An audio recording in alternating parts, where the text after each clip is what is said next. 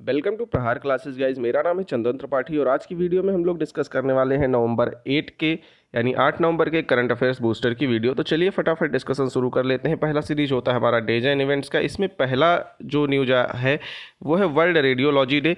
ये 8 नवंबर को मनाया जाता है। क्यों मनाया जाता है? क्योंकि इसी दिन 1895 में विलियम रोएंट जेन द्वारा एक्सरे की खोज की गई थी और इस दिवस को जो है पहली बार 2012 में मनाया गया था। ये भी याद रखने वाली बात है। इसके बाद बिरसा मुंडा जी के जन्म दिवस पर जनजातीय गौरव दिवस मनाया जा रहा है। बिरसा मुंडा जी जो है वो जनजातीय नेता थे अंग्रेज़ों के टाइम पे और इन्होंने लड़ा था।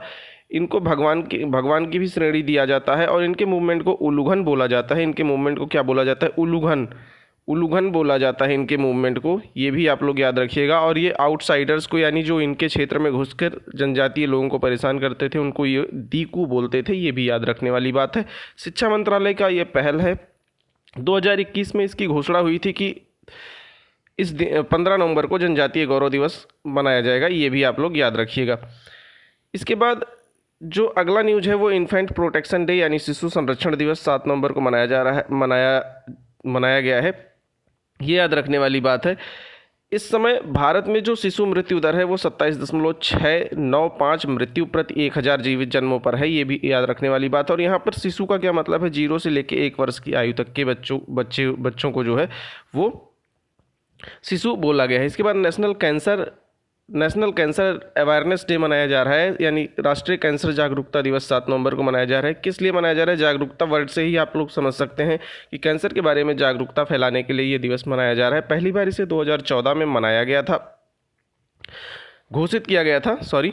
और क्यों मनाया जाता है? क्योंकि 7 नवंबर को नोबेल पुरस्कार विजेता मैरी क्यूरी की जयंती मनाया जाता है। मैरी क्यूरी जो थी वो कैंसर के इलाज के लिए इन्होंने रेडियोथेरेपी का विकास किया था। ये याद रखने वाली बात है। मैरी क्यूरी को 2 बार जो है वो नोबेल पुरस्कार दिया गया था। ये भी एक फैक्ट है जो मैंने इसमें इंक्लूड नहीं किया है। भारत में राष्ट्रीय कैंसर नियंत्रण कार्यक्रम कब शुरू हुआ? तो 1975 में शुरू हुआ। इसके बाद डॉक्टर सीवी रमन के बारे में एक न्यूज़ है। डॉक्टर सीवी रमन का जो जन्म हुआ था वो 7 नवंबर को ही हुआ था। 7 नवंबर को कहाँ? 1888 में तमिलनाडु के तिरुचिरापल्ली में हुआ था। ये याद रखने वाली बात है। इन्होंने प्रकाश के प्रकीर्णन पर खोज किया था जिसको रमन इफेक्ट बोला जाता था। इसके लिए इनको 1930 में नोबेल पुरस्कार मिला था। 1954 में इनको भारत रत्न पुरस्कार मिला था। और 28 फरवरी जिस दिन ये रमन इफेक्ट की खोज किए थे इस दिन को राष्ट्रीय विज्ञान दिवस के रूप में भारत में मनाया जाता है। 1943 में इन्होंने बेंगलोर के पास रमन रिसर्च इंस्टीट्यूट की भी स्थापना की थी। ये भी याद रखने वाली बात है। इसके बाद इंडेक्स और रिपोर्ट्स की सीरीज में है रिलायंस भारत की सर्वश्रेष्ठ नियोक्ता और विश्व भर में शीर्ष 20 में शामिल है। नियोक्ता क्या क्या मतलब होता है? नियोक्ता मतलब कि वो कंपनी जो एम्प्लॉयमेंट दे रही है, नियुक्ति कर रही है, उनको नियोक्ता बोलते हैं। तो भारत में सबसे ज़्यादा नौकरियां रिलायंस दे रहा है, 2,30,000 के आसपास है इसकी संख्या। वैश्विक रैंकिंग में अगर हम देखें तो सैमसंग इलेक्ट्रॉनिक्स सर्वप्रथम पर है। इसके बाद यूएस की माइक्रोसॉफ्ट है, आईबीएम और अल्फ़ाबेट और एप्पल हैं। इस तरीके से ये सीरीज है। इसके बाद अगला न्यूज़ है वी मुरलीधरन जी से। ये आपके स्क्रीन पर शो हो रहे होंगे। वी मुरलीधरन है विदेश राज्य मंत्री। ये ब्राज़ील के दौरे पर होंगे 7 नवंबर को। और ब्राज़ील में राष्ट्रपति चुनाव होने के बाद यह देश का पहला उच्च स्तरीय जो है वो दौरा है। ब्राज़ील में भारत की आज़ादी के 75 वर्ष पूरे होने पर एक सभा का आयोजन किया जा रहा है। उसमें भी ये पार्टिसिपेट करेंगे वी मुरलीधरन जी। ये भी याद रखने वाली बात है। इंडिया एंड वर्ल्ड्स के अगली न्यूज़ में अक्टूबर में रूस भारत का शीर्ष तेल आपूर्तिकर्ता बना है। किसको पछाड़कर? जो अपना ट्रेडिशनल जो हम लोगों को तेल देते थे यानी यूएई और इराक, ईरान, इनको पछाड़कर रूस अभी हमारा सबसे ज़्यादा तेल दे रहा है। यानी हम सबसे ज़्यादा आयात जो कर रहे हैं वो रूस से कर रहे हैं। इसके बाद अगली मीटिंग हमारा समिट्स और कॉन्फ्रेंसेस का होता है। WTM मीटिंग यानी वर्ल्ड टूरिज्म मीट 7 नवंबर से वर्ल्ड टूरिज्म मार्केट में भाग लेगा पर्यटन मंत्रालय। इसमें क्या होगा कि भारत को जो है वो सर्वश्रेष्ठ पर्यटन स्थल के रूप में प्रमोट करने के लिए ये पर्यटन मंत्रालय वहाँ पर भाग लेगा। इस साल की जो थीम है विश्व यात्रा बाजार का वो the future of travel starts now है। ये भी याद रखने वाली बात है। इसके बाद अगला न्यूज़ हमारा समिटसन कॉन्फ्रेंस का है कि 7 नवंबर से नई दिल्ली में होगा सेना कमांडरों का सम्मेलन। 7 नवंबर से होगा ये सम्मेलन और ये द्विवार्षिक होता है, यानी एक साल में 2 बार होता है। ये हर साल जो है अप्रैल और अक्टूबर में होता है, यानी 2 बार हुआ, एक बार अप्रैल एक बार अक्टूबर में हुआ। इसमें क्या होगा, रक्षा मंत्री जो है वो कमांडरों को संबोधित करेंगे और भारत की सेना को मतलब आने वाले जो प्रॉब्लम्स हैं उनको फेस करने के लिए इसमें डिस्कशन होगा। इसके बाद हमारा अगला न्यूज़ है समिटसन कॉन्फ्रेंस में गुयेना के राष्ट्रपति जो हैं डॉक्टर मोहम्मद इरफान अली, वो 17वें PBD यानी प्रवासी भारतीय दिवस के मुख्य अतिथि होंगे।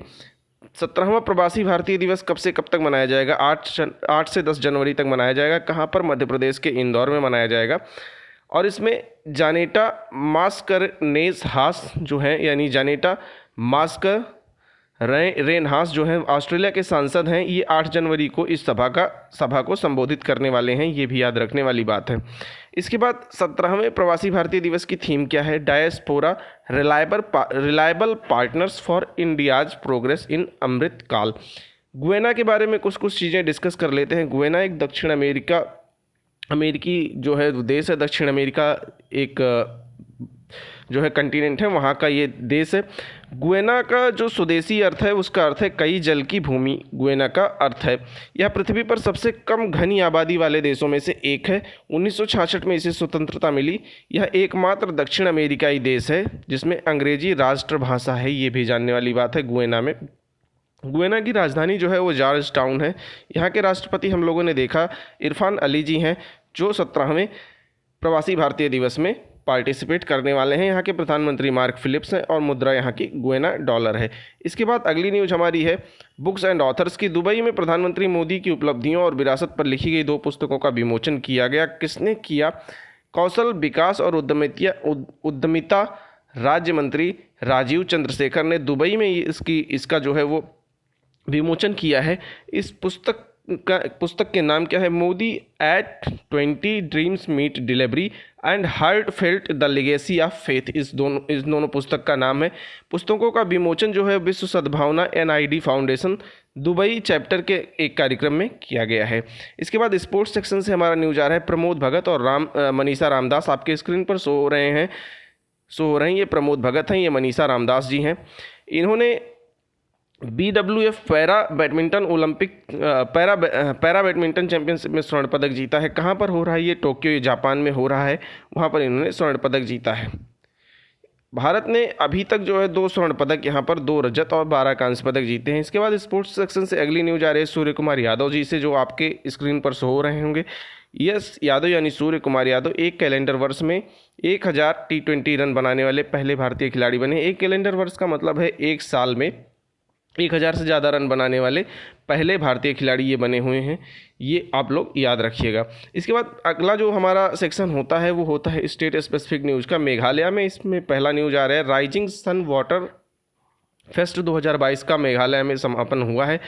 राइजिंग सन वाटर फेस्ट क्या है ये हम लोग देख लेते हैं। जो पूर्वोत्तर राज्य हैं उनमें पानी से रिलेटेड जो खेल हैं जैसे रोइंग हुआ, सेलिंग हुआ, इनमें जो है वो युवाओं को प्रोत्साहित करने के लिए राइजिंग सन वाटर फेस्ट का आयोजन किया गया था। कहाँ पर इसका समापन हुआ है? उमियम झील में, मेघालय के उमियम झील में इसका समापन हुआ है। इसके बाद कौन इसको आयोजित कर रहा है? तो असम और मेघालय की सरकार ने मिलकर भारतीय सेना की पूर्वी कमान द्वारा इसको आयोजित किया जा रहा है, यानी 3 लोग इसमें पार्टिसिपेंट हैं, असम, मेघालय और भारतीय सेना। अगली न्यूज़ है केरल से। केरल में KSRTC ने सर्वश्रेष्ठ सार्वजनिक परिवहन सेवाओं के लिए केंद्र सरकार से पुरस्कार जीता है। KSRTC का क्या फुल फॉर्म है? केरल राज्य सड़क परिवहन निगम। इन्होंने देश में सर्वश्रेष्ठ सार्वजनिक परिवहन सेवाओं के लिए केंद्र सरकार से पुरस्कार जीता हुआ है। कौन सी इनकी 2 प्रोग्राम चल रहे हैं जिसकी वजह से ये इन्होंने पुरस्कार जीता है? तो सिटी सर्कुलर सर्विसेज यानी CCS और ग्राम वंडी, ये 2 परियोजनाएं हैं जिनकी वजह से इनको ये पुरस्कार मिला हुआ है। ये सिटी सर्कुलर सर्विसेज जो है वो शहर में परिवहन सुविधाएं प्रदान करती हैं और ग्राम वंडी जो है ग्रामीण क्षेत्रों में परिवहन सुविधाएं प्रदान करती हैं। इसके बाद अगली न्यूज़ जो है मध्य प्रदेश से है। मध्य प्रदेश में 5315 करोड़ रुपए की 13 सड़क परियोजनाओं का उद्घाटन हुआ है। किसने किया है? केंद्रीय मंत्री नितिन गडकरी जी ने किया है। बस इतना ही इसमें इम्पॉर्टेंट है। दिल्ली में जो है वो CAQM के ने तत्काल प्रभाव से पूरे NCR में ग्रैप के चरण 4 को रद्द किया है। ग्रैप मतलब एक सेंट्रल पोल्यूशन कंट्रोल बोर्ड जो है, ये इसका एक क्राइटेरिया है ग्रैप, जो नई दिल्ली में लगाया जाता है। पोल्यूशन अगर ज़्यादा बढ़ जाता है इसके तहत वहाँ पर ये लगाया जाता है। तो वायु गुणवत्ता प्रबंधन आयोग ने पूरे राजधानी क्षेत्र में ग्रेडेड रिस्पॉन्स एक्शन प्लान यानी ग्रैप जो है, जो अभी हम लोग डिस्कस कर रहे थे, उसके तत्काल प्रभाव को रद्द कर दिया है। ये आप लोग याद रखिएगा। इसके बाद उत्तराखंड से न्यूज आ रही है। उत्तराखंड में के मुख्यमंत्री ने देहरादून में लखपति दीदी मेले का आयोजन किया है। लखपति दीदी मेले का आयोजन जो है वो 4 नवंबर को किया गया था। इस मेले का जो वो थीम मतलब एम है वो क्या है? 2025 तक स्वयं सहायता समूहों की 1.25 लाख महिलाओं को लखपति बनाने का इस योजना का जो है वो एम है। इसके बाद मैप इन न्यूज़ के बारे में देख लेते हैं। मैप इन न्यूज़ में आज हम लोग डिस्कस करने वाले हैं यूकाटन चैनल, यानी यहाँ पर यूकाटन चैनल आप लोग देख रहे हैं। किसको किसको ये जोड़ता है? ये मैक्सिको देश है और ये क्यूबा देश है। इन दोनों के बीच में है मैक्सिको, क्यूबा, और ऊपर आप लोग फ्लोरिडा देख रहे होंगे। यहाँ पर क्यूबा, यहाँ पर यूटिकन। ये यूटिकन जो है वो जोड़ रहा है, यूटिकन चैनल जोड़ रहा है मैक्सिको और क्यूबा को। कुछ चीज़ें और देख लेते हैं। ये एक जलडमरू मध्य है, ये भी आप लोग याद रखिएगा। कैरेबियन सागर में है, ये याद रखने वाली बात है। इसके बाद एक प्रबल धारा दक्षिण से उत्तर की ओर चैनल बहाती है। ठीक है, अब आप देख लीजिए, यहाँ पर फिर से देख लेते हैं। ये गल्फ ऑफ मैक्सिको है, ये कैरेबियन सी है। इसके बीच में जो है यूटिकन जलडमरू मध्य है।